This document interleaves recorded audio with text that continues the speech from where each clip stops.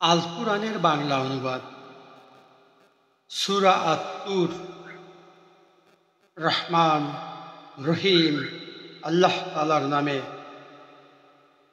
শপথ তুর পাহাড়ের, শপথ পাহাড়ি উপত্যকায় অবতীর্ণ লিখিত গ্রন্থের, যা রক্ষিত আছে উন্মুক্ত পত্রে। শপথ বায়তুল মামুরের, শপথ সমুন্নত ছাদ আকাশের, আরও শপথ উদ্বেলিত সমুদ্রের।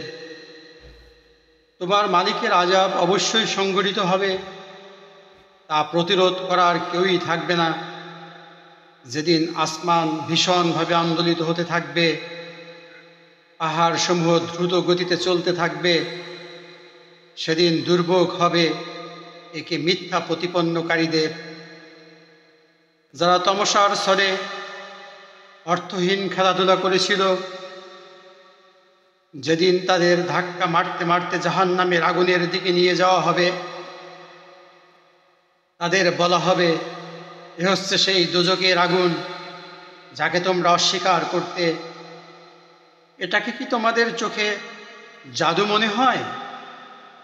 না তোমরা আজ দেখতে পাচ্ছ না? যাও, তোমরা এতে জ্বলতে থাকো। অতঃপর এখানে বসে তোমরা ধৈর্য ধারণ করো কিংবা না করো, কার্যত তা তোমাদের জন্য সমান কথা। তোমাদের ঠিক সে ধরনের বিনিময়ে আজ প্রদান করা হবে, যে ধরনের কাজ তোমরা দুনিয়ায় করে এসেছ। অপরদিকে যারা আল্লাহকে ভয় করেছে, তারা অবশ্যই আজ জান্নাতের সুরম্য উদ্যানে ও অফুরন্ত নিয়ামতের মাঝখানে অবস্থান করবে। তাদের মালিক তাদের যা দেবেন তাতেই তারা সন্তুষ্ট হবে। তাদের মালিক তাদের জাহান্নামের কঠোর আযাব থেকে বাঁচিয়ে দেবেন। তাদের আরও বলা হবে, দুনিয়ায় তোমরা যেমন আমল করতে, তার বিনিময়ে পরিতৃপ্তির সাথে আজ এখানে পানাহার করতে থাকো। তারা সারিবদ্ধভাবে পাতা আসনে হেলান দেওয়া অবস্থায় সমাসীন হবে, আর আমি সুন্দর সুন্দর চোখ বিশিষ্ট সুন্দর হুরের সাথে তাদের মিলন ঘটিয়ে দেব। যে সব মানুষেরা নিজেরা আল্লাহর উপর ঈমান এনেছে এবং তাদের সন্তানেরাও এই ঈমানের ব্যাপারে তাদের অনুবর্তন করেছে, আমি সেদিন জান্নাতে তাদের সন্তান সন্ততিদের তাদের নিজ নিজ পিতামাতার সাথে মিলিয়ে দেব। আর এজন্যে আমি তাদের পিতামাতার পাওনার কিছু হ্রাস করব না। বস্তুত প্রত্যেক ব্যক্তি নিজ নিজ কর্মফলের হাতে বন্দী হয়ে আছে।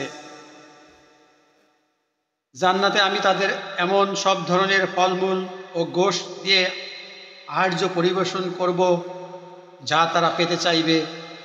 সেখানে তারা একে অপরের কাছ থেকে পেয়ালা ভরে ভরে পানিও নিতে থাকবে। সেখানে কোনো অর্থহীন কথা ও কাজকর্ম থাকবে না এবং কোনো রকম অপরাধও থাকবে না। তাদের চারপাশে তাদের সেবার জন্য নিয়োজিত থাকবে কিশোর দল, যারা এক একজন হবে যেন লুকিয়ে রাখা মুক্ত।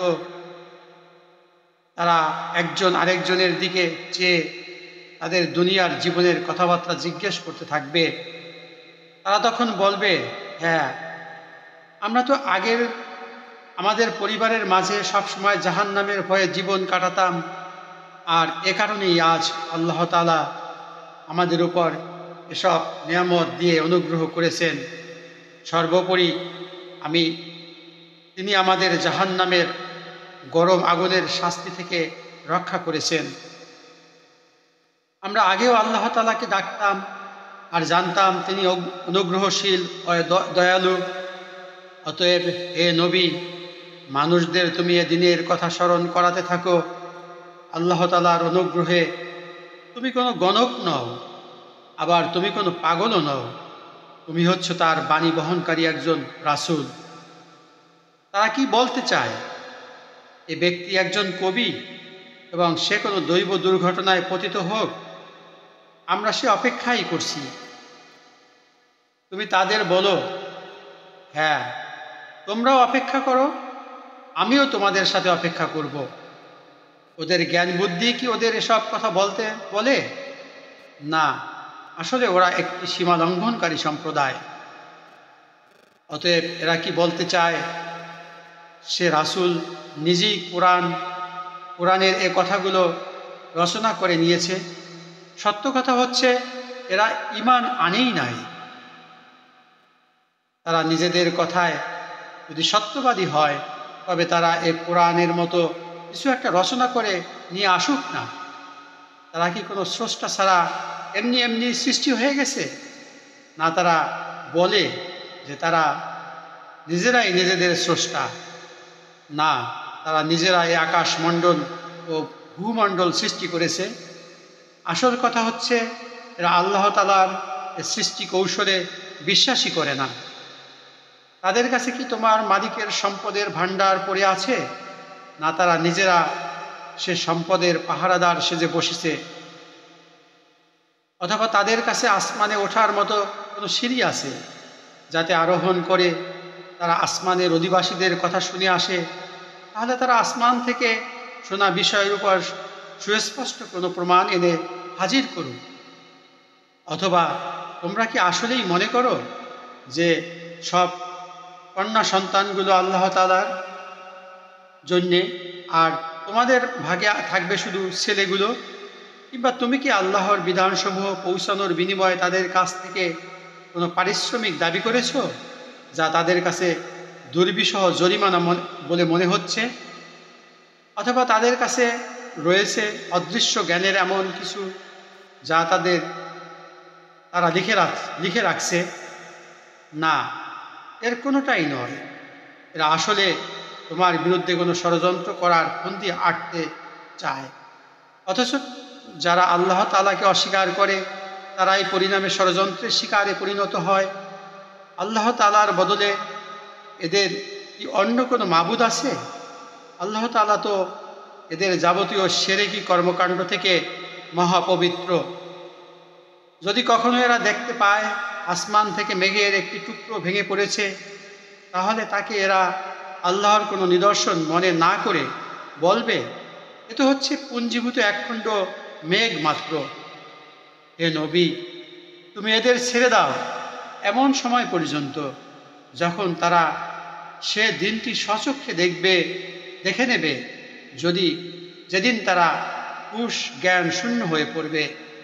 সেই সর্বনাশা দিনে তাদের কোনো ষড়যন্ত্র ও ফন্দি কোনো কাজে লাগবে না এবং সেদিন তাদের কোনো রকম সাহায্যও করা হবে না।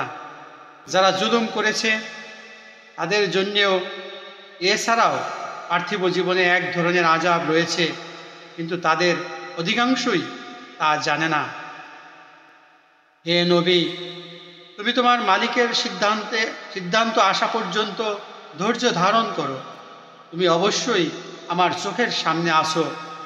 তুমি যখন শয্যা ত্যাগ করে ওঠো তখন তুমি প্রশংসার সাথে তোমার মালিকের মাহাত্ম্য ঘোষণা করো। রাতের একাংশে তুমি তার তসবিহ পাঠ করো, আবার রাতের শেষে তারাগুলো অস্তমিত হওয়ার পর তার মাহাত্ম্য ঘোষণা করো।